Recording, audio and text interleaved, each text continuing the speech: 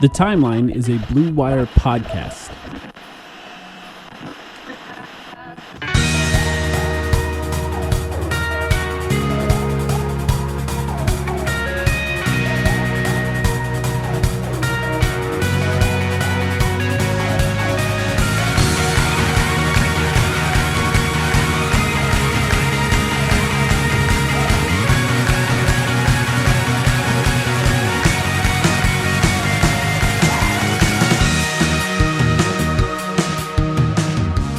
Welcome to the Timeline of Phoenix Suns podcast. Sam, it was Media Day yesterday. We have a chance to cover it now. How you doing? Yes, sir. Media Day has come and gone. Everyone take a breath, a little pause. Mm-hmm. Enjoy the season that is about to start in front of us. That take a whiff of that fresh optimism. That's what you smell in the air. That autumn crisp air with fresh optimism for the NBA season to come. I'm good. Media Day we weren't there, but it's a blast as always just to be watching the live streams. Honestly, it was a little bit of a challenge for a little bit there to find the proper stream to actually hear all of the Suns players talking. But I did manage to find it eventually, and it was not just as simple as going to the Suns YouTube channel for a while there, unfortunately, as I was led to believe. But yeah, it was a good media day, and I think we have a lot of stuff to talk about today. Yeah, coming up later on in the podcast is our friend Gerald Bourguet from PHNX. He's going to join us. He was there at Media Day asking a bunch of great questions, and he has a lot of great insight from that day.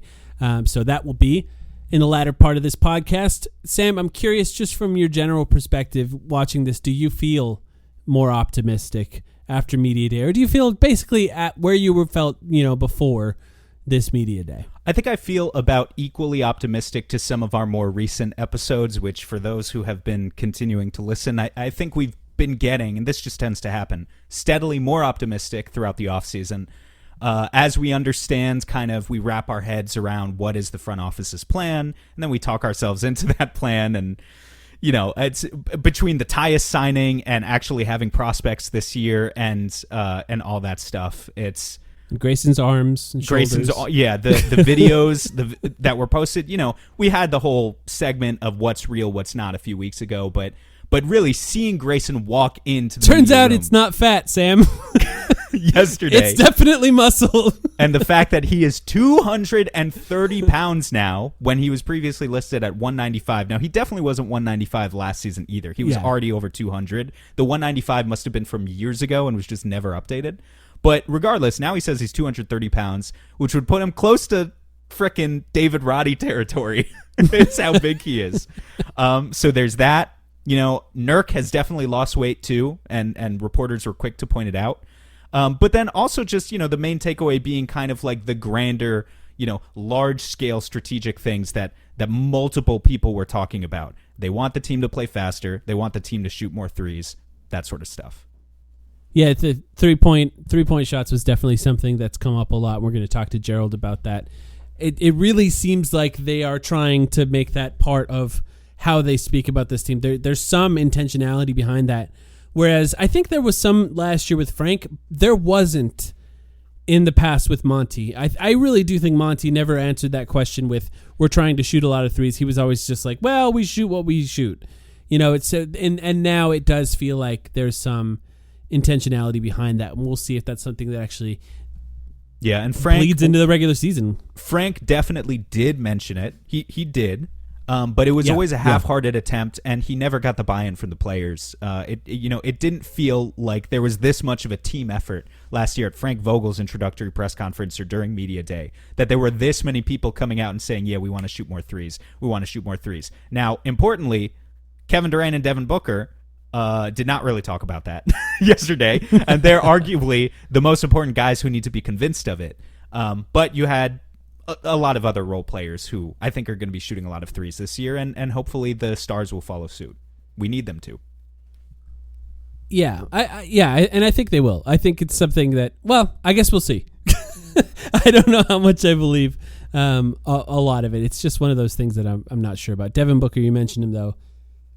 10 years of Devin Booker. He's going into his 10th season. This is something that we've talked about previously, but something about seeing him in that jersey coming out looking older, like this is a guy that looks like he's been in the NBA 10 years now, and he acts like he's been in the NBA 10 years now, and he's coming to this media day with 2 gold medals now, somebody who's accomplished a lot in his career, multiple All-Star appearances, multiple All-NBA appearances at this point of his career. It was, it's a little bit of a surreal moment, I think, when he first stepped up to that mic thinking, wow, this guy's like legit in his 10th season now. And it's kind of fascinating to hear him talk from that perspective. Yeah, and, has the entire city behind him, and there's kind of this understanding of, like, the role that he plays on the team now is he's as important as he's ever been. But, yeah, sort of it's more just a personal moment for us, right? Realizing that we as fans are getting older. And this podcast is in its 7th season. This podcast is about to start season number 7, and that we have these long-standing histories of following every game of Devin Booker's career. I want to ask you at some point what you made of kind of any other moments that happened around the league at Media Day yesterday, but just one thing. Shaedon Sharpe, about to be a 3rd-year guard for the Portland Trailblazers, said that he grew up watching Devin Booker. That was something that was said. He was 22, maybe? So. I just had to look it up. He's not even 22 yet. I just had to look it up. He was 12 years old when Devin Booker was drafted, which means he would have been 13 years old when Devin Booker scored 70 on the Boston Celtics. So that would matter to me at 13. Yeah, that was a big moment, I think. And I know they lost the game and whatever, but imagine yourself in middle school sharing highlights of this guy who's going to be the next big thing and saying, "Yo, this guy just scored 70. That's crazy." He literally did grow up watching Devin Booker, and he's 22 and is about to be a 3rd-year player. Like the players who are 18. Who just finished their freshman year at the NCAA level, they're coming in and they really grew up watching Book play. And like Jesus, KD has been in the league as long as a lot of these guys who are rookies now have been alive. So there are clearly some veterans. Ryan Dunn, Oso Ighodaro, they were pretty young when he was drafted. Yeah, absolutely. They're not quite that young to be like, let me see. Hold on. I got to look it up real quick when Ryan Dunn was actually born. It wasn't 2007 or 2006 when KD came into the league. Oh, that's so weird to think about. Yeah. Yeah, Ryan Dunn was born in 2003 because he's coming in as a rookie who's 21. Yeah. But yeah, even so, I mean, this team has KD and Book and Beal, Mason Plumlee too, I guess you could throw in there, doing some of the heavy lifting in terms of who are the veterans on this team by age. It's just nicer to also see like the greater spread. The fact that we're not just relying, like by median age, they're one of the oldest teams in the NBA, but they're not just relying on the guys who are 30 and up, or in Devin Booker's case, almost 28. They also have these young players. They have these 2 rookies in Ryan and Oso. They have guys like Bol who maybe project to play a bigger role this year. So it's a pretty wide spread with what we're anticipating seeing from the Suns rotation. Yeah. Yeah, and I think another part that stood out to me, we're going to talk a little bit about it with Gerald later as well, was it seems like these guys are pretty happy with the change of coach. I would say there was just something about just people talking about their roles last year and things changing. 2 players in particular that we're going to talk to Gerald about. It's not a bad thing that Mike Budenholzer is the coach of this team right now. I think there's a lot of fans that feel that way. But I think the players probably did as well. Now, before we get to Gerald, you mentioned other things around the league that stood out as far as media day. I saw Mikal Bridges in a Knicks jersey. It was a little weird.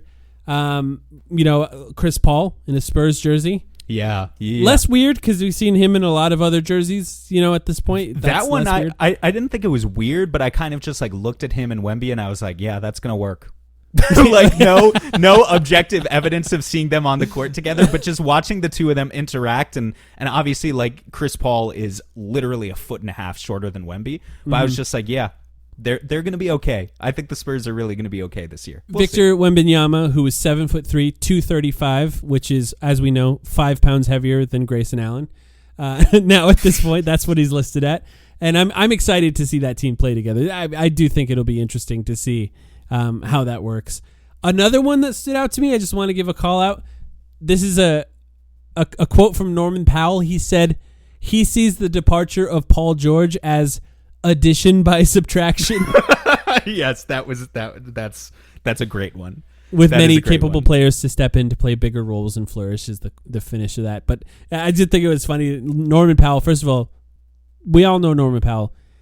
One thing he's never lacked is confidence. That dude has always been confident about what he can do. But I get the feeling that they didn't like Paul. They were ready for Paul George to move on that team as well. It was not a situation where a lot of his teammates are breaking up about that. Yeah, so that's too much. That's great and all. I don't think it's going to work out for them quite as well as Norman Powell thinks, with actually replacing like his impact and his wins. And we've talked about the Clippers. They're going to be pretty bad. I think they're going to be pretty bad if Kawhi's knees and Paul can't George hold was pretty good last year. If Kawhi's knees can't hold up, then that team could be a disaster. But good luck to them. It was a personality thing, I think. I like the confidence from Norman Powell. For me, the funniest thing. I mean, come on. The funniest thing to come out of Media Day was Scoot Henderson. For those who don't know, and we have no confirmation, but Scoot just with these kind of slanted eyes, like kind of looks blazed half out of his open. mind. Yeah. Half open eyes. Answering questions about like, what's the biggest thing that stood out to you about your rookie season, or what did you learn? And he just is like, all the good food I ate. And I was just, all the restaurants I learned all the about. restaurant just takes a long pause before he answers the question, like slowly turning his head around the room to address the reporter. The Portland Trailblazers are going to have... I talked about how the Spurs are a young team that I think they brought in Chris Paul. They'll be fine. I think they're going to figure it out this year. The Portland Trailblazers might be rudderless. Yeah. Between Scoot and DeAndre Ayton and Shaedon Sharpe, who I mentioned, who I think is a good player, but we'll see. And now Malcolm Brogdon, too, which Malcolm Brogdon probably was a more important leader on that team than... Malcolm Brogdon, who, by the way, said he's always wanted to play for the Washington Wizards at Media Day. It was another one of those quotes that I'm like, I love Media Day. Media Day is great. It's just when you stick like all 300 players in the NBA in front of a mic, some of them, like most of them are going to play it safe. Most of these guys have had this media training for years. But like a small sample of those 300 are just going to give you gold. They're going to give you some great stuff. So. Or like... Yeah, Draymond Green arguing with reporters on Media Day too. Yeah, well, to be fair, that reporter was out of line. If it's what I don't remember exactly what. It's a bizarre. Yes, it's a very, very bizarre back and forth between those. Oh, two. The reporter who was saying like, Draymond, you realize we're worried about you, right? People are worried about you. Yeah, that was weird. It was weird. Another classic one was the photo of Zach LaVine and Vucevic with the Chicago Bulls. Posing for what it looks like it's supposed to be, look at these two all-stars on our team, and they both look miserable. That team, in fact, I didn't even cannot be more miserable. Man. I'm excited about that, too. Anything else before we switch over to Gerald? No, it's it was good to have Gerald on. We're recording this after, to be honest with you guys, but it was good to have Gerald on and to kind of just pick the brain of someone who was actually there in the room. That's right. We'll take a quick break right now, and we'll come back with our friend from PHNX, Gerald Bourguet.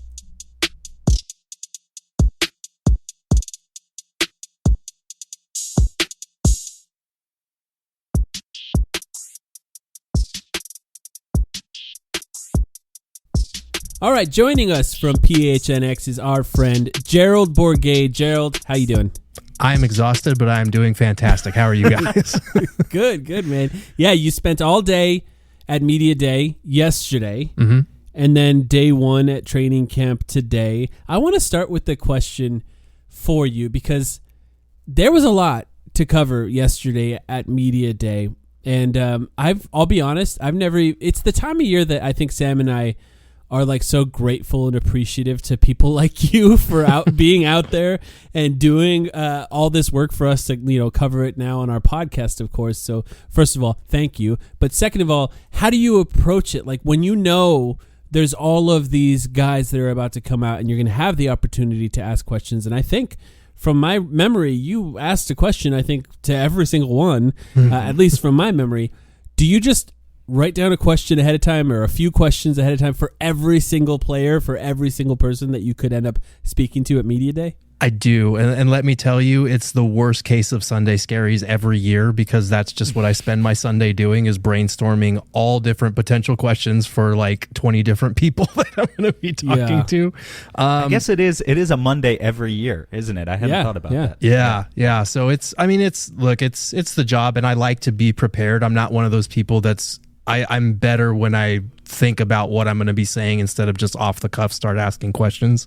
So I like doing that, and I like being prepared. But yeah, I definitely have my list of pre-thought of questions going into the day. When you get to like Ty Washington and Colin Gillespie, you're trying to figure out the type of question that you could potentially have for them. that sounds like a lot of work. It really does. It is. In the most gracious way I can say this, and I'm not coming at any specific names, but media day from an outsider's perspective is always funny, because there's a whole room full of you guys, and just when you're on the outside and you're just listening to everyone's questions, media day is kind of, you can tell already what separates the day in, day out beat reporters, the guys like you, Gerald, who are gonna be there at every practice, from some of the other people, again, no names, but like some of the other people who are just kind of in the room. You can see it in the eyes of the players, like when they lock eyes with you. Yeah, honestly, yeah, because there's a lot of continuity on this team, and you've developed, or like, it's not like you guys are friends or anything, right? But like, you've developed this ongoing working relationship with so many of the returning players on the team at this point. So that has to feel good as well, I would think. Yeah, no, it does, and I appreciate that, but it's nice to be, identified as the sicko that I am, that is there every day and thinking up questions for Colin Gillespie, because you're going to do a 5-minute breakdown video on him at some point in the preseason. So, no, I appreciate that. It's really cool, especially because, 3 years ago I was covering Suns games in a part-time capacity. It was kind of an extra thing that I was doing through my job back then.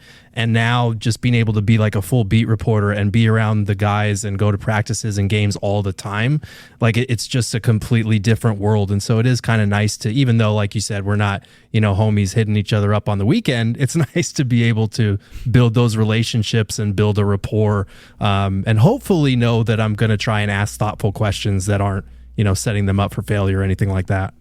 Right. Yeah. About building that trust.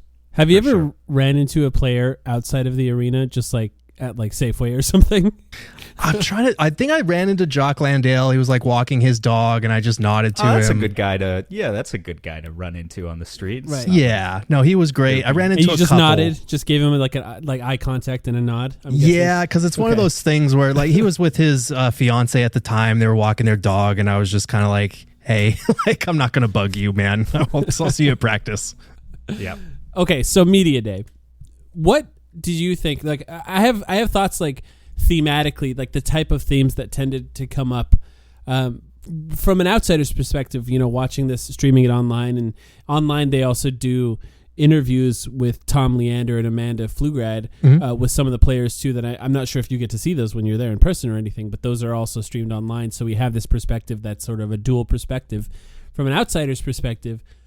For you, being there in person, what do you think the theme of Media Day was from all these players and members of the front office? Yeah, I feel like broad strokes, it's turning a new page, and it's kind of funny because that was the theme last year as well.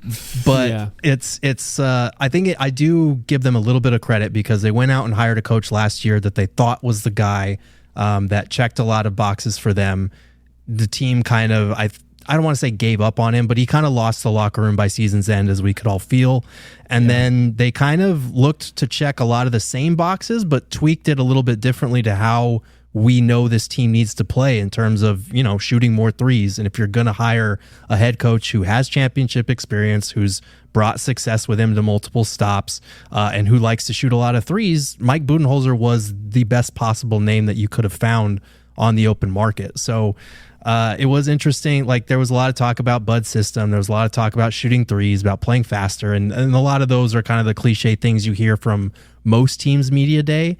But it did sound like, especially listening to Bartelstein, that there's like a concentrated focus on, we know that like not taking enough threes held us back last year. We know that we made life harder on ourselves with the talent that we have. And that line that he had about it being a marriage between the talent we have and a style of play that'll help us find playoff success. I think speaks to what Bud brings, and hopefully, bringing in point guards, addressing the depth, adding in rookies, all the things that they did. They did have some pretty clear objectives in mind, and so I'm a little bit higher on this team than I was probably a year ago, even though there are some obvious concerns with this group. I want to get to Bud in a second, but because you were mentioning kind of we did the same exact thing last year, right? I don't want to linger on it too much, but I want to ask you, have you felt, I don't know how you felt personally about when the Suns initially moved on from Frank Vogel. I imagine you were behind the decision, but I don't know your personal thoughts on that exactly. Have you felt like any of the recent comments from players, maybe that we heard yesterday, kind of clarified exactly why it was important for the Suns to move on from Frank Vogel, or maybe just like, made that a little bit clearer than we previously realized, like, oh, he really lost the locker room? Because that was sort of a moment, I mean, especially when Yusuf Nurkic was talking. Yeah. That was a moment that happened for me in Media Day yesterday. Yeah, no, I can tell you firsthand, like, I was on the fence about firing him because I do feel like in some ways he was scapegoated for some of their failures. Like, some of it is just on the big three needed to be better. They needed to stop turning the ball over. They needed to show some fight. But I also think that at a certain point he lost that locker room. And I think it was very clear. You remember the couple of weeks leading up to the playoffs, those back-to-back just awful games against the Clippers where they got I'll never forget smacked. And then they almost lose to their C-string on the road. It was like, oh man, this is brutal. And there was like a brief moment where Bradley Beal breathed life into the whole thing, and we were like, oh, okay, maybe they're turning it around. No. But like, I think they were on the fence about firing him too. That's just kind of the sense that I got. And then I think they spent those last couple days after exit interviews talking to different players. And I think at that point it became clear, like, yeah, we need to make a change already. So I think it was very revealing hearing the way that some of them referred to last season or coach, or, like you said, Nurk saying that wasn't my decision to not shoot threes. That was a coach decision. It felt like it was a 3-point percentage decision. As well. Right. I was tempted to say in defense of Frank, maybe that decision was defensible. But that's not his worst case. That's not a good example of why Frank wasn't good last year. No, but just demonstrating that like multiple players, this was not like just a KD issue. No. And of course, if it's a KD issue, then it's a very important issue, and maybe just for that alone, he deserved to go. But it's not just a KD issue. There were multiple players in the organization who evidently were frustrated, and that's important. Yeah, no, absolutely. And if you're shooting 27% on threes, you're probably a good coach if you tell that guy to maybe chill out a little bit. But no, or like 50% on free throws. Yeah, you're probably not that guy yet. So hopefully off-season Nurk has really turned things around. Yeah, I mean, we're all hoping for it. But is it? Are we at the point where we mentioned Brooke Lopez on the podcast? I feel like that comes up every podcast. But the other player I think that I got the impression of was a little upset with how last year went role-wise was Bradley Beal, personally. I think maybe it was you that asked him actually about role changes now having Tyus Jones in the lineup, and he said something like, oh, I can finally get back to the Bradley Beal that I used to be, and not have to do the things that I was asked to do last year. And that's not necessarily a critique only on Frank Vogel. That's a problem with the roster construction last year as well. So in some ways it was a critique on James Jones as well. The other thing I think that stood out, and I now I want to ask both of you this too, did we underrate how miserable they were last year? Because the word joy came up. Bradley Beal mentioned it multiple times, talking about trying to get back to actually having fun on the court, and he said joy. James Jones mentioned it as well, trying to bring joy back to the game. And even Tom Leander in his interviews with players brought it up multiple times. And part of me looked at last season, and even as it was happening, I thought, these guys look miserable. And now, even like hearing some of the stuff that they were talking about during Media Day yesterday, I think maybe I was even underrating just how miserable they were with how last season went. Did you get that impression that was a theme as well from Media Day yesterday? Yeah, no, it's tough because when, we're doing post-game shows after every game and the chat is just livid about, they won, but they let a team back in it, or, they lost to this terrible team that they shouldn't have. Last year was largely joyless. There were a couple of standouts like Book's game winner at Madison Square Garden, KD's double clutch, against the Bulls that they came back in that game. There were moments where it was a fun season, but Kings come back. Yeah, by and large, a 49-win season, it was exactly like Kevin Durant with his hands up going down the slide with the most straight face on his face. It wasn't fun. Yeah. It was exactly that picture. So, no, I definitely sense that was a theme, and I hope that that's something different with the continuity that they have and bringing the same guys back, that the vibes are a little bit better than they were last year, because that was just brutal to cover, honestly. Mm-hmm. Here's the thing, Gerald, and you know that I don't have to be the one to tell you this. I'm sure you love all of your fans over at PHNX, but you also got to be careful with the instant post-game comments, because as you're saying, like, no matter what the result is of the game, even if they win, a lot of times there are going to be people at war in your comment section, right? But like a common comment that we got from our listeners, and I saw it all over the place, and I'm sure you saw it as well, was it wasn't just the players who weren't having fun. The fans were not having fun, in spite of the fact that this was a 49-win team, and they made the playoffs. And I have heard from multiple Suns fans who are like, I've been a season ticket holder for 20 years, and this is the least fun I've ever had watching a Suns team. And it's like, it's a 49-win team. Can that really be the case?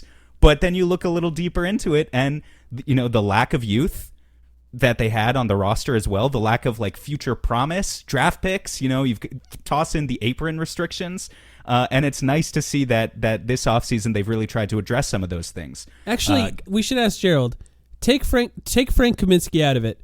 Who's the funniest player on the team? Oh yeah, we were debating this. Oh, the funniest player. Okay, so the contenders are probably Nurk, Bradley. Oh, that's a good one. Bradley Beal. Yeah, we talked about him. Who else am I forgetting? I feel like Royce is low-key funny, but he doesn't share that side of him with us. Yeah, I believe that. And I think Josh Okogie is actually pretty funny, but he's only just started to open up a little bit more. So who am I missing? Who have you guys talked about? Honestly, you demonstrated the problem already. These guys are so serious. Yeah. We more Damian so Lee. went down the line, and we were like, can't be KD, can't be Book, Yeah.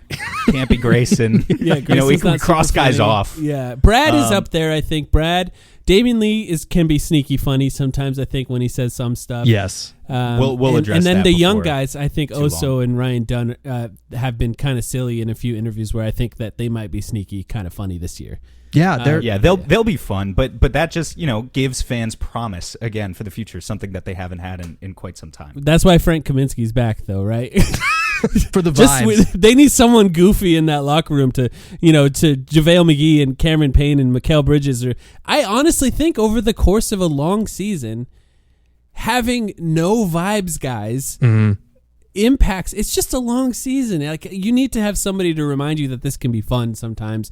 And maybe it is Brad. Maybe that's actually the role of Bradley Beal on this team now. But like, I really did realize, wow, they really were miserable last year. And we all were suspicious of that. But I think the implication, particularly by Bradley Beal, was that he wasn't right. And look, I do think, and I'm curious your perspective on this too, I think it was harder than we realized for Bradley Beal to leave the team he was with for 11 years, come to a new city, accept a new role, change his whole life around, no longer be sort of the toast of the town, now almost be the guy that's blamed when things don't go right.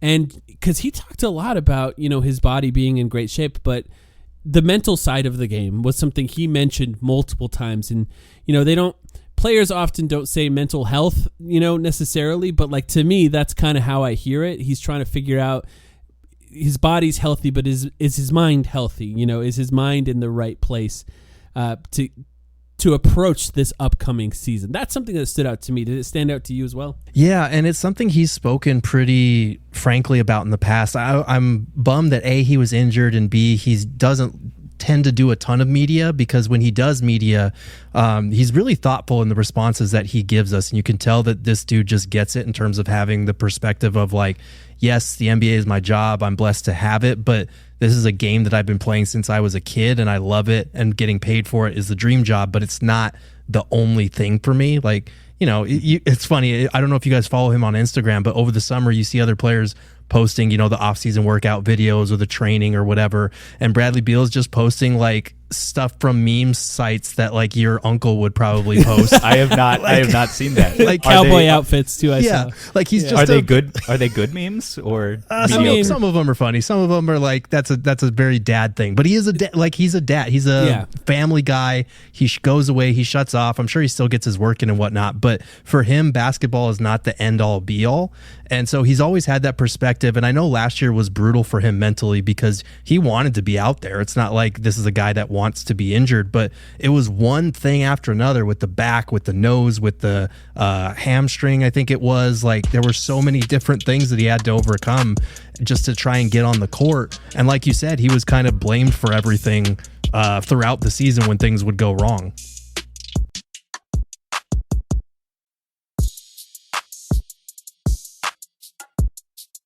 We've talked about 3-point shooting as a theme of the day already, and the fact that it was brought up by multiple layers of the organization, I think, is important. You have James Jones get up there. You have Bartelstein. Was Bartelstein before or after James Jones? Before. So Bartelstein, as you were pointing out, Gerald, first one who gets up there, talks about the importance. They didn't shoot enough threes last year.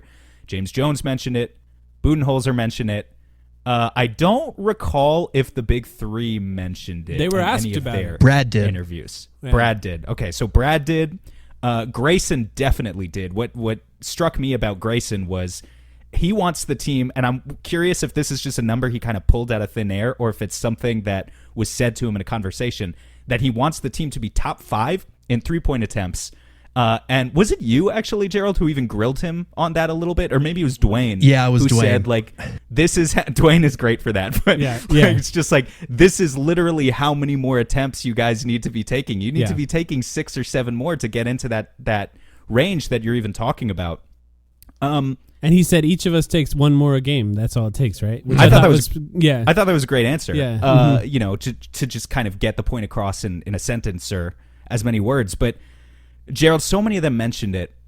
That's a different thing from actually doing it. Where is your confidence level at? Will the third coach get them to do it? Will the third coach get this team to actually increase their 3-point attempt volume? Where's your confidence level?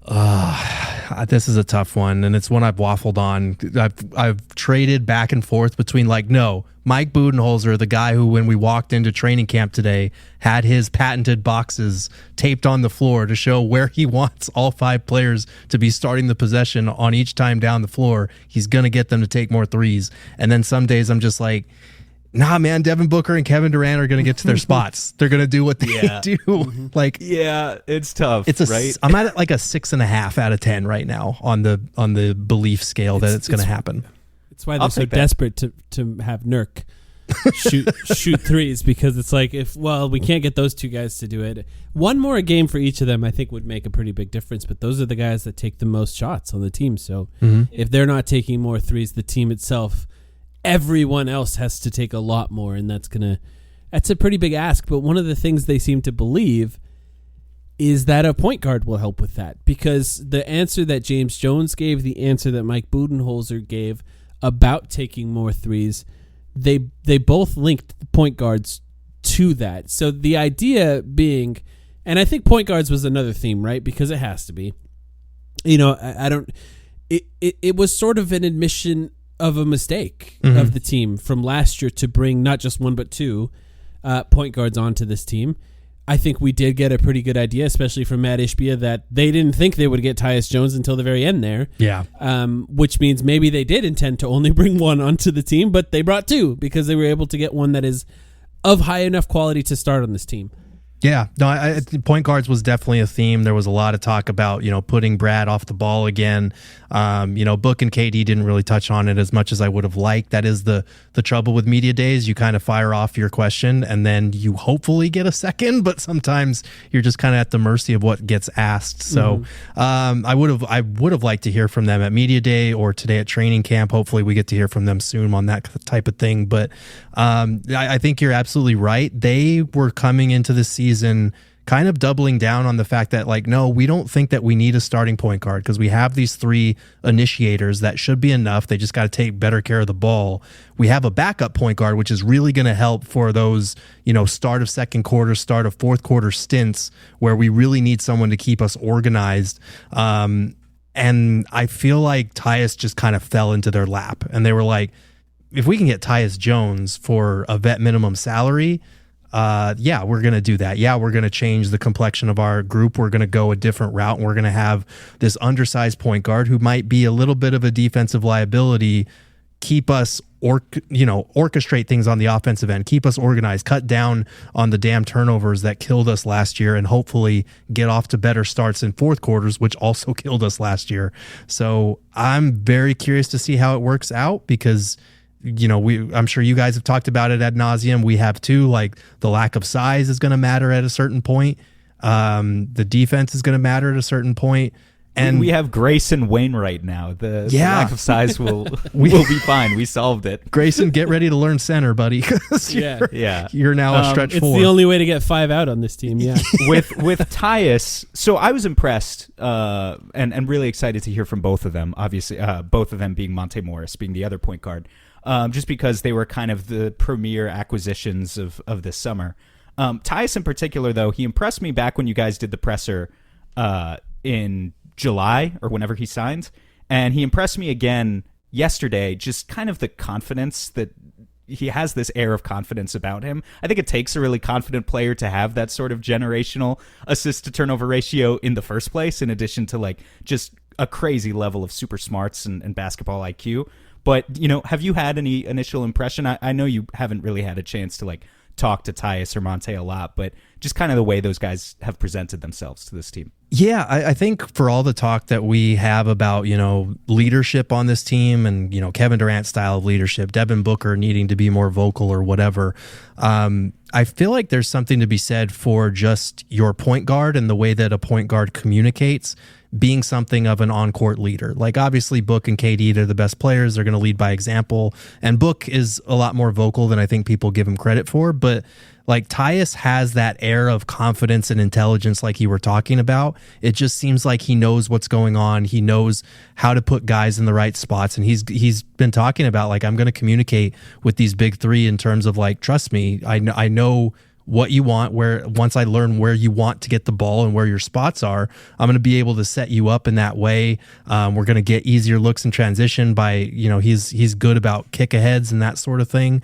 to create mismatches for the big 3. So I do think he's going to be able to be something of an on-court leader, even though he's not, the best player on the team or anything like that. Him and Monte both bring those kind of positive vibes of like, we're smart. We know what we're doing. We know how to take care of the ball, and we're going to set you up for success. Yes, I'm glad you said kick aheads there, because James Jones, when he was asking or talking about threes, I don't remember if he brought it up on his own or if he was asked about it. I think he was asked about it. He said if the shots that are created are threes, they will take them. And I think he's talking particularly about Kevin Durant and Bradley Beal. And then he went on to talk about shots taken late in the shot clock last year and how often that sort of forced it to be twos because, first of all, the offense was not very well run last year in general. Mm-hmm. Not a lot of movement off the ball. And so if there wasn't enough movement, then obviously things devolved into an isolation, and then it meant that KD or Devin Booker were trying to get to their spots and take those twos.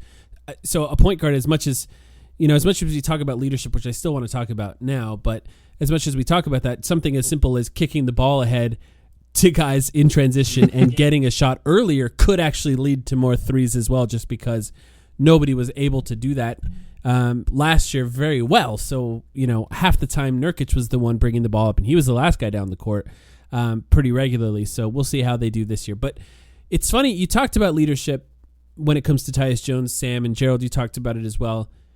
And that things are different this year. And that's exactly what James Jones said. He said, we're different this year. When it comes to leadership, that's how he approached the idea of leadership. Things are now different for this team. And if you look at what's different about this team, it's not the stars, right? Leadership-wise, it's the coach. which I think matters because leadership has been brought up when people talk about Coach Bud, and ultimately that's one of the most important leaders on the team. Whether or not it's the most important, I think, is debatable. But the other thing is obviously Tyus Jones. I think that's the other main thing. I don't think they're talking about Monte Morris when they talk about leadership being different. It's not to say that he's not a leader and he can't be a leader of that second unit, but it is different when you're going to be starting and you're going to be playing more minutes. Tyus Jones, I think, matters a little bit more in this scenario. The other person that talked about leadership a little bit was Devin Booker. You said that he maybe was a little bit underrated in how vocal of a leader that he was. Do you think, I guess, Gerald, do you think that last year there was a leadership void on this team? And do you think they are different enough this year to fill that void, assuming you do think there was one? I think there was something of a leadership void. I think we asked a lot of times, Vogel players, who was the most vocal person, who was kind of the leader, and most of them pointed to Devin Booker, with the rare exception, I'm sure everyone remembers this, but near the playoffs or during the playoffs, I can't remember, Kevin Durant was asked who the leader was, and he said the coach is the leader. And it was like, okay, yeah, Vogel might not be long in the tooth here in this job. Yeah, but you say the coach is the leader when you're down 2-0 in the playoffs. Yeah, so that wasn't great. But I think he needs to be more of an outwardly vocal leader. I think we need to see it a little bit more. And not that it should matter, because what really matters is what goes on the court, in the huddle, in the locker room, a lot of things that we don't typically see. But, we only had a handful of instances where we could point to and yes, Book is getting on his team, or he's being a leader, or we can see it, like the Chimezi Metu when he turned the ball over and didn't run back, and Book was like, "You're not even going to run back." Yeah, and the hot mic picked it up. You could hear it. Yeah, yeah, those are the kinds of things that we need to see more of and really cement himself. This is year 10 for him. I know that being a vocal guy is not really his thing. He's always been more of a laid back, just kind of effortlessly cool guy. And a trash talker. Yes. He does talk. Right. To the other team. Trash talk. Right. Yeah. To the other. Yeah. Or also, I would just point out that it also goes both ways. Being a leader is not just yelling at your teammates when they fuck up. It's also checking in on them periodically throughout the season and making sure that you're a positive influence so that guys want to listen to you, so that they're experiencing what Bradley Beal was talking about that we mentioned earlier, that joy. Right? You want them to experience that joy coming to practice. Yes, they have to be bought in and committed to the mission, and so you have to be on their case when, if they're not taking it seriously. But outside of that, you care about other guys' mental health. Yeah, no, he does. I think there is that need to be a positive reinforcement too, not just negative reinforcement.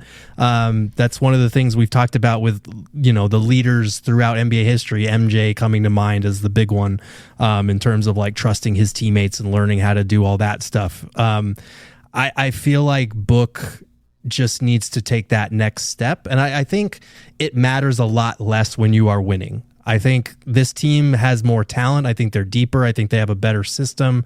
Hopefully we'll get up more threes and play a style of basketball that helps them win games a little more easily.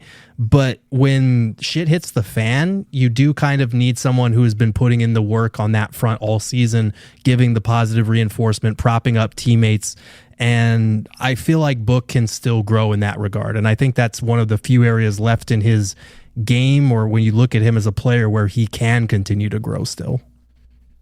I'm going to age myself a little bit, but I remember the story of when Mark Jackson and Reggie Miller played together. And Mark Jackson used to talk about before the games, he would get in Reggie Miller's face and he would say, "You're the baddest man out there. Nobody can stop you. Nobody can stop you from scoring." Literally in his face right before the game, just looking in his eyes, telling him that he's the best player on the court that day. And I always think of that when I think about leadership in the NBA, because it takes different things. You remember when Steve Nash was on the Suns, they used to track high fives. Tracking the high fives, yeah, of course. That's classic. It's something we reference on this podcast all the time because it's so unique to. It's in leadership they call it appreciative inquiry, right? It's appreciating somebody for the things that they do, and there is the best leaders that have this balance of both. I think there is some militaristic leadership style left in sports that I don't think will ever go away. It's just part of sports. But there's also younger guys that sometimes need to be lifted up and need to be encouraged and felt like they belong and they matter in this scenario. And Absolutely. it's tough because like when you're an NBA player, you're asked to do all of that, especially if you're Devin Booker, and you're also asked to score 30 a game. You're also asked to get 6 assists. You're also asked to hit all the biggest shots. And it's like at some point the coaches are the leaders, not to get behind Kevin Durant, but they're asked to do a lot. And look, ultimately, that's why they're paid $40 million, $50 million a year. This is all part of it. It's all part of it. Something else that I think was brought up by James Jones, a phrase that I really enjoyed, was sharing the game. Mm-hmm. I just wanted to bring that up because I just like that idea. You know, they're talking about a point guard. There is, I think, this idea that the ball stuck too much last year in general. And I think when you hear James Jones particularly talk, you can just hear that in the way he talked about it. They're not bringing a point guard onto the team to run it like Chris Paul, where, 10, 12, 13 seconds of a point guard dribbling, one pass and a shot. They want it to pop around a lot more. They want to share the game. That's how James Jones is talking about it. Move the ball a little bit more. To borrow an Igor Kokoshkovism, they want to put him in a blender. You guys remember that from like 5 years ago? Yeah. Well, hopefully with better results. But I think the principle is similar. Yeah. I want to... Yeah, go ahead. No, I was going to say, like, that's definitely another one that stood out to me in terms of wanting to move the ball more, because it did feel like it stuck. And I think KD got into this on Twitter with a couple people over the summer, where he was talking about, the balance between playing random, which is a favorite phrase of Mike Budenholzer. I was so disappointed that the word did not. I was going to like put it on my bingo board, take a shot every time you hear the word random. Yeah. I don't know about you, Gerald. I didn't hear it once. No, I'm excited to ask him about it tomorrow. I was actually going to ask him about it today, but then our training camp availability got cut short abruptly there. But no, I was kind of disappointed we didn't hear it either. I'm kind of curious to hear what he has to say about what that actually means. Because you hear it so much, and it's one of those like basketball phrases now that you're like, oh yeah, playing random, and someone's like, what does that mean? Like, I don't know, but it's what it is. But yeah, I think it's going to be interesting to see how they balance, having sets, running actions, all that stuff, and giving them the freedom to, freestyle a little bit. And I feel like when they do have that freedom, you're going to see a lot of middies. So I'm curious to see how that plays out. I wanted to ask you too, Gerald. I know he's not like the most influential player on the court for the Suns, so this is maybe why it didn't come up earlier. But Damian Lee had a really interesting media availability, didn't he? Like it was arguably the most insightful comments out of the entire day, just judging from like getting that look inside of what goes on in an athlete's mind, especially when they're going through such a difficult recovery period as Damian Lee has been for 12 plus months. He missed all of last season. I saw you did confirm that he was good to go at training camp today. He was a full participant. Is that correct? Yeah. Yeah, but just like maybe speak to those comments a little bit, because I thought what he said was really interesting. Yeah, no, that dude just got up there for 17 minutes and just preached the entire time. And I appreciate his perspective so much, because he is one of the, for lack of a better term, realer NBA players that are out there in terms of just being down to earth and being able to relate to a lot of us in the media on a more human level, as opposed to there's this wall between, sports and media that guys kind of put there because they don't tend to trust us. And I don't blame them a lot of the time. But, he touched on so many different things, about how brutal his injury was and how, depressing that journey back was. He said he struggled with depression, that he went to a therapist to try and deal with it, that he had many times during the last year or so where he was wondering, like, is this it for me? Is my career over? And just that level of transparency and human emotion. That he brought up the fact that a lot of times fans look at you as just kind of this commodity for, well, he's wearing my jersey, so he better be helping me win. Otherwise, I don't give a shit about this person. And there is that human element that gets lost in the conversation a lot of the time. So it's been really cool over the last couple of years to get to know him a little bit better, because he has always had that perspective. And it's rough to hear that he was going through that and had to kind of remind himself, like, I have my family, I'm going to get back, and then finally get to this stage. That's a special moment for him. And if you are able to find that on YouTube and watch his availability, anybody that's listening, I highly recommend it, because it gives a good perspective, especially to fans who, like I said, a lot of times treat these dudes as just a means to, helping my purple and orange colored team win games. Right. Or even worse these days, to helping my personal bank account, or my parlay, in my app of choice, my parlay. Yeah, it's interesting, because like very few of us can relate to this idea that NBA players go through of, like, very few of us are in the top few hundred people in the world at anything. Yeah. I don't know about you guys, but I don't think I'm top 300 in the world at any one thing that I could identify, unfortunately. No, I wish I could say I'm in the top 300 podcasters. That is definitely not the case. So. Yeah, because there's 400 million of them now. I know. They gotta, like, stop cramping my style here. Give me some more space. Let me ISO a little bit. 2 years ago, Damian Lee played the 6th most minutes on the Suns. We like to bring that up a lot too. Isn't that crazy? Yeah. Well, that's part of it too. That's part of it too. Is that, like, this just makes you relate to this guy more. It makes him easier to root for, and also reminds you the fact that, like, 2 years ago he was a really important player here, and he could be again. I'll be honest, and Gerald, like, I'm curious how you feel. I don't think Damian Lee's really going to be in the rotation this year. Mm-hmm. But you can see why it's important to keep a guy like that around and really root for his full recovery. Yeah, it's good. He's going to have his hands full cracking this rotation, just especially because, as a 2-guard, they've got like 4 or 5 2-guards ahead of him. Like, he's at does Grayson still count? I don't know. Oh yeah, he's a he's a power forward now. Book is a 3, Grayson is a 4. So that we're running true. out of 2 guards. Spots are opening up rapidly as we speak. I love it. But no, I think it's crazy, because just a couple of years ago, this dude was having a Grayson Allen type season in terms of, like, leading the league in 3-point percentage for most of the year. His very first game, he hits a game winner against the Dallas Mavericks in that comeback that the entire city needed after what happened in Game 7 just a few months earlier. And he was money in fourth quarters. He was money just from the corners in general. He was like every possible situation that you could need him to deliver as a 3-point shooter, he did. And he kind of got phased out of the rotation a little bit because guys were starting to run him off the line, and he didn't have a ton to counter that other than a floater. But, like, yeah, he is a good guy to have around, especially for the locker room, for the vibes, and for the fact that if you do have an injury, now you have a guy that, guess what, Bud wants to shoot threes. Damian Lee's pretty good at that. Yeah, and to eventually recruit Steph Curry. I mean, that's the eventual goal here. Exactly. What are the young guys like? They finally have a couple of young guys that have, like, actual real chances to crack the rotation on this team. Now, you have talked to them a few times now, right? They had their introductory press conference. They, of course, were at Media Day, and now even today, I think you talked to one of them at the first day of training camp. What's your impression of Ryan Dunn and Oso Ighodaro? Man, I'm so happy that the Suns have actual rookies for the first time in 4 years, just because, like, there's, like, I think you guys alluded to it a little bit earlier, but there's a difference to having that youthful energy.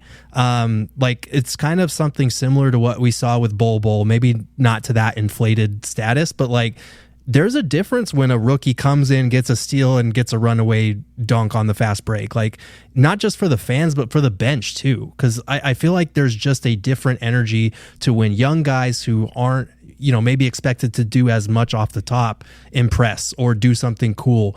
It provides something that the Suns did not have last year as kind of this older, more serious, more straight-laced team.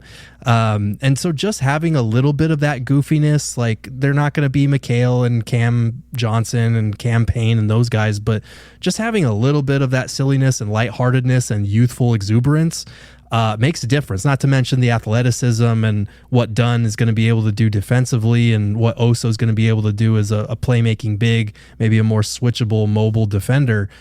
But, like, just having that alone changes the vibes a little bit, and it's a welcome one for this team that has just had all these older, vet, serious teams over the last couple of years. Now, if you had to choose, I just put out a Twitter poll about this today because I was curious how people felt about it. Mm-hmm. Who do you think gets more minutes their rookie year, Oso or Ryan? Oh, man. That's a good question, because I feel like Ryan they're really high on both of these guys. I know every team says, oh, we wanted these guys that we wound up walking out of the draft with, but I can confirm, like, those were the two guys that they were targeting. They thought about taking Oso with their first round pick and then were able to get him at 40, so they were really happy with that. I think it might be Oso, just because, I agree with you. If you look at Nurk and Plumlee, maybe not the most sterling track record when it comes to staying healthy. Nurk was healthy last year for sure, but there's that, and there's the fact that I think you look at Nurk and Plumlee and they're like very flat-footed, and if you need a mobile switchable big, Oso checks that box a lot more than those two guys, so you might go to him just out of a need for a change of pace there at times, depending on the matchup. Also, they have 2 point guards now that run pick and rolls. Right. It'd be nice to put in a guy who can catch lobs every once in a while. Yes. Well, the point Sam made is Ryan Mason Dunn can catch some lobs, but yeah. But yeah, no, definitely Oso will help. And just one injury to either of those guys, and they're out 20 games. Yeah. And I don't know. Maybe Frank Kaminsky makes the roster at this point. I don't actually know, because was he grateful to be in Phoenix. That Frank Kaminsky interview was kind of interesting. It's this guy loves it here and was desperate to be here, and even talked about that a lot. And maybe Frank Kaminsky ends up on the roster. But one other thing I wanted to ask you. This is one of those things that just caught my ear that I'm like, this is the type of stuff I love to hear about, and I'm curious if you know. But Josh Bartelstein mentioned that they made updates to the practice facility based on some of Mike Budenholzer's ideas. You were there today, right? Yes. Do you know what he was talking about by any chance? So not specifically, but I do know that, so in the past, the media, they would have us wait kind of in the lobby, in the waiting room area. And now we have actually, for the first time in the pre-Sarver or post-Sarver era, we have our own media room where we can sit down and actually have a workroom kind of. So that's upstairs. I think they blew out kind of the glass walkway that was around where our entrance to the court was. So I think some of those changes are still ongoing. I'm not sure what it would be nice if Bud was treat the media better, and that was the reason you guys got your own. I want this job for a long time. Yeah, that would be really nice. I think though it's interesting because I heard from a Bucks writer, or I heard from a Suns writer who heard from a Bucks writer, that they used to not be able to be on the practice court in Milwaukee because Bud didn't want them to see what they were doing, basically. Fortunately, it was not that way today with the Suns, but I think they're doing some renovations to the area. I'm not sure specifically what they're doing, but they are, now that the Mercury have their own practice facility, there's a lot more space to work with. So I think that probably factors in too. Yeah, I'm curious. I know they mentioned something about Bud's office and where he likes it to be, and I'm just curious about what he thinks about with that kind of stuff. These coaches are always so interesting. You have to convince Bud that you're not smart enough to understand exactly what he's running in practice. So if you get too in depth with your questions about sets and stuff, that's when he might be like, all right, this guy's not allowed to peek inside anymore. He's taking notes. Don't bring Steven with you. Yeah. Yeah, for sure. That guy would know everything. Bud would probably wind up being like, don't let that guy back in here anymore. Or hire him. Yeah. He might have to leave PHNX after that. Yeah. Is there anything that anyone else talked about that stood out to you that, especially being there in person, that we haven't talked about, or something that you remember the day after that you thought about later? It's tough because when you're sitting there for 4 hours straight and you've got all these different interviews, and honestly, half the time you're trying to make sure your question doesn't sound idiotic to the hundreds of people that are watching. And then you go back and listen to stuff and you're like, oh yeah, he did say that. That was pretty cool. Should have followed up there. I feel like some of the stuff that stood out to me was I did like hearing Ryan Dunn talk a little bit about Josh Okogie today in training camp, and then Josh Okogie talked about Ryan Dunn at media day. Those are the types of things that always interest me, because I love when like-minded players start talking about each other, and you can just hear the mutual appreciation for that guy knows what's up when it comes to chase down blocks or reading passing lanes or just, nerdy basketball stuff like that. Those are the things that kind of stick with me even more so than a lot of the big, Mike Budenholzer wants to get up more threes. Bradley Beal has a point guard so he can play off the ball, even that stuff. Truthfully, I wish that we had gotten a little bit more out of KD. He wasn't up there for very long. And I feel he like doesn't give you much too, right? No. He kind of keeps it close to the vest there, yeah. he can. Like when he opens up, he's a basketball genius. I think, I'm speculating here, but I think because his birthday was the night before, maybe they had a long night or something. I don't know. Oh, that's honestly, yeah. Did you see Scoot Henderson by any chance? Oh my God, that was crazy. That was nuts. That The Blazers, entire Portland Trailblazers media day seemed like a very funny place to be. They were Maybe blazed. not if you're a Blazers fan, but Yeah. Well, that's the right name for the team, I think. yes, Blazers were blazed, and DA just talking about juices. What a phenomenal event that must have been. And Juice, which is already like, if you're a Suns fan, you're triggered already. Yeah. eyebrow raised. Yeah. Sleep, which is the other thing he talked about. He said half the season he didn't have a bed last year. Yep. And also, right before the finals, he released an interview where he talked about staying up till 4 a.m. playing video games before games. It's like, you're not sleeping. Don't remind us of all this stuff. We're done. We don't leave Suns fans alone. DA, I love him, but he does himself zero favors, like all of the time. It's rough, man. Sam, you got anything else for Gerald before we let him go? He's their problem now. No, thank you so much, Gerald. I can confirm all of your questions sounded great, by the way. So if you were worried about how any of them sounded on the live stream, they were great. Oh, thank you. So don't worry about the wording of those. And thank you for joining us. It's been a while, so it was good to have you on. Yeah, no, absolutely. It has been a while, but I feel like every year we recircle back right before the start of the season. I remember the internal development series that we did 2 years running. That was a lot of fun. So thank you guys for having me on, as always. Yeah, now that they have young guys again, maybe we'll actually be able to do those episodes again in the future. But check out everything that Gerald writes at PHNX, and of course all of the live podcasts daily throughout the season. And I know if you're listening to this, if you have Twitter, you already follow him, but if you don't, make sure to follow him on Twitter at Gerald Bourguet. Gerald, you're the best. Thank you so much. Thank you, guys.